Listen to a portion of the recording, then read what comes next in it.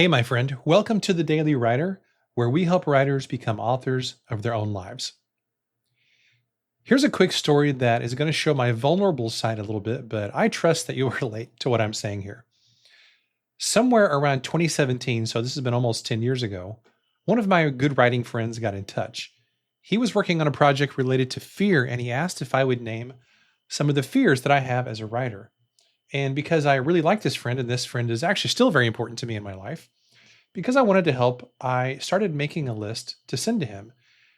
I thought this was kind of a simple creative exercise, but the truth is that once I started on this list of naming my fears, I couldn't stop. And I was amazed at how many things I was honestly afraid of. Here are a few of the fears that I wrote down. Now, keep in mind, this was almost 10 years ago.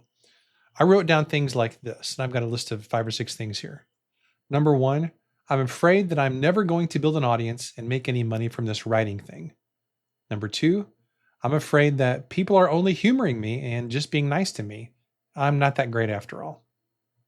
Number three, I'm afraid that nobody actually respects me.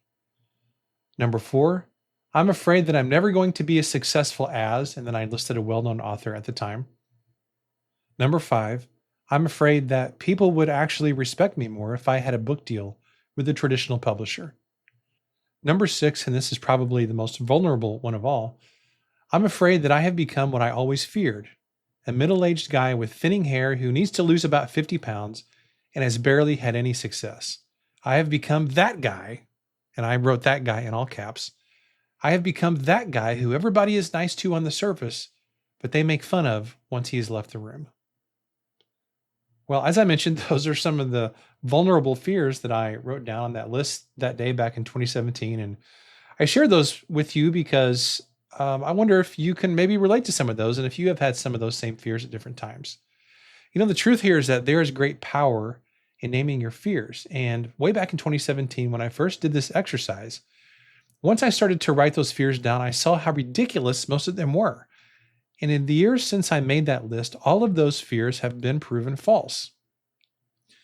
Well, the truth is that fear grows when we keep it in the dark. And when you drag your fear into the light and you write down your fears, you see them for what they really are.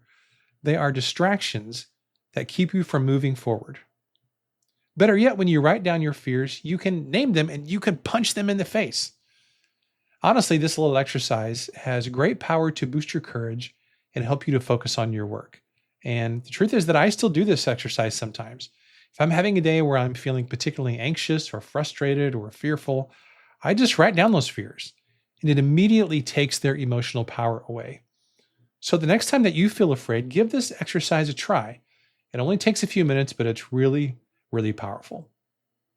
By the way, I talk a lot more about courage, persistence, and creativity and other qualities for success in a book that I wrote for my son way back in 2022. The book is called 18 Words to Live By, A Father's Wisdom on What Matters Most. It's a super quick read and it's perfect for giving you little shots of inspiration when you need it the most. You can grab it with a link in the show notes. As always, thanks for listening. Keep writing, keep showing up, and I'll see you tomorrow.